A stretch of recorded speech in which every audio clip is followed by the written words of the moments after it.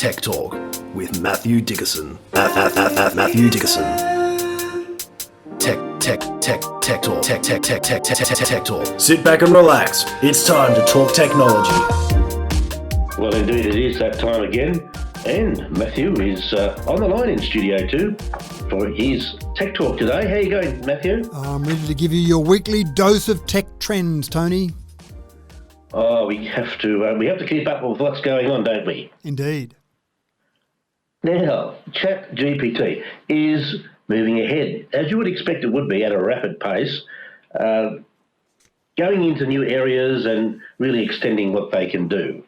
So it's now finding its voice from text only to talking and images. So tell us about that. Well, ChatGPT is on a path to world domination, Tony. There's no doubt about that in my mind whatsoever.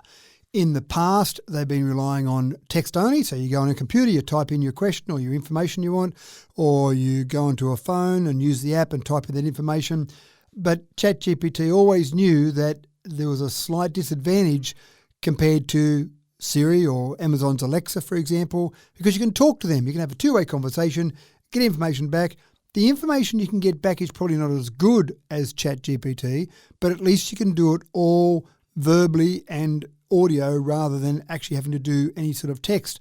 So ChatGPT said, we better step up our game, and rolling out as of now, if you've got the plus version of ChatGPT, so the paid subscription version, you can start to have those conversations and get that information back.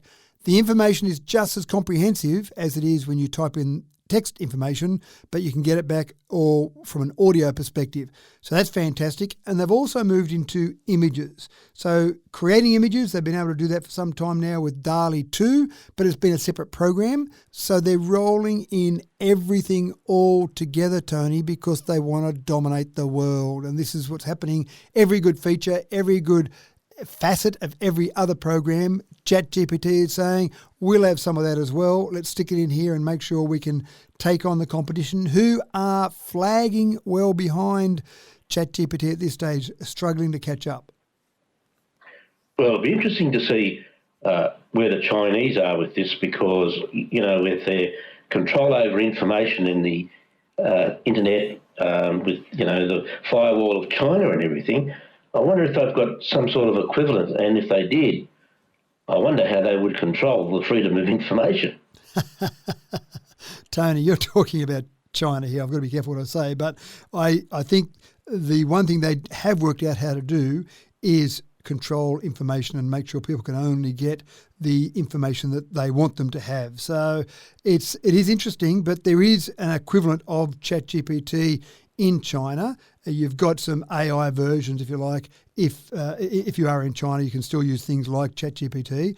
It's not called ChatGPT, but basically there are AI versions in China. Yeah, okay. Well, a lot of people don't think about it, Matthew, but when you look at when you look at cars and the pollution they create, very few people think about, you know, when tyres wear down, where does the tyre go? Well, you and I know that it's all about little bits and pieces that come off the tyres, and they wind up on the road and then into the waterways. And as a matter of fact, it does contribute a fair bit towards pollution. So now you've said, I have to correct you here, your spelling is getting bad. I don't know what school you went to, but on your headline you had really big problem. You're dropping R's now, are you? So it is actually interesting. The amount of tyre pollution we create annually is 6 million tonnes of tyre pollution. Now that seems quite incredible, but what's going to happen is you're going to find that there's more tyre pollution because of EVs. Now EVs are fantastic for the environment. You've got zero tailpipe emissions, all sorts of good things from EVs, and people haven't considered the tyres. I actually remember the first Tesla that I owned. I had about 35,000 kilometres on it, and I took it into a local tyre place to get the tyres replaced. And the owner of that came out and he said, how many Ks you got on it? I said, 35,000. He said, no, they're good Michelin tyres. You don't need to replace them yet. I said, have a look at them. And he looked at me and he said, what have you been doing in this car? How can you possibly have worn them out after 35,000 Ks? I said, jump in the car, we'll go for a drive around the block and I'll show you. And once he felt that acceleration, he could feel how it handled around corners. He went, I understand it now. They're heavier, they have great acceleration, and they corner better because they've got a very low centre of gravity. But all of that means that you do actually wear the tyres out a little bit faster. So the average EV is probably about 450 kilograms heavier than the equivalent vehicle. So it increases the tyre wear by around about 20%. So all of that adds to that tyre pollution. There's a component in most tyres called 6-PPD, and that prevents rubber from cracking. But the pollution that comes out of that, the microplastics, the tiny particulate matter that comes out of that, enters the air, soil, our water systems. It can be picked up in plants. It can be picked up in urine samples from people. So as much as we think EVs are going to be great for our environment, there are some other things we need to consider, and maybe we've got to work on ways to change that 6-PPD or change what we have in the tyres, because you're going to keep wearing out tyres. We're not going to go back to something that doesn't wear out because you need that slow wearing out for grip, but we might need to look at how we can reduce the pollution from electric vehicles. Yeah, a really interesting subject, that I have to say. Now, with the EV race, the electric vehicle, things are developing there, and I think there's going to be some very big challenges coming from China. We're talking about China again, Matthew. And that's starting to happen right now. But as we talk, there's a bit of rivalry going on between Huawei and Chery's new, what they call Luxeed S7. And they're aiming right at Tesla, aren't they? They are indeed. And this is an example of where I see the whole EV market going, Tony. Huawei is known for software, known for producing electronic components. They're not known for producing cars. Obviously, Chery, they've produced some cars in the past, but Huawei's teamed up with Chery and said, well, you do the car part, we'll do the software and some of the EV components, and together we'll have a great car. And their Luxeed S7, they believe, is a Tesla Model S killer. They think it's better than a Model S. It'll be released in China in November this year. I haven't got all the specs for this particular car yet. They'll be available around release time, but China is a very fertile breeding ground for EVs. China at the moment is very big. There's a lot of people buying EVs, and obviously there's a large population there in the first place. Tesla's still number one manufacturer in the world.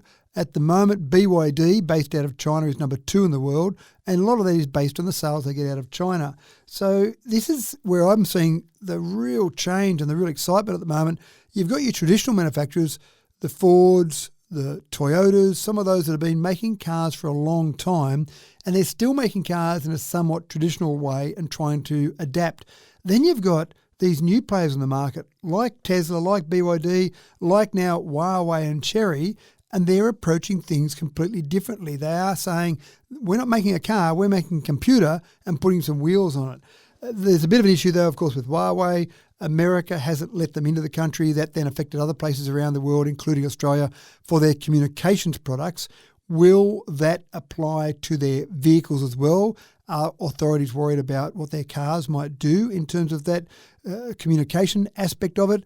I'm not sure on that, but I'm sure at the moment Huawei/Chery with their Luxeed S7 will be aiming at the Chinese market, knowing there are a lot of sales there. They don't need to look overseas yet.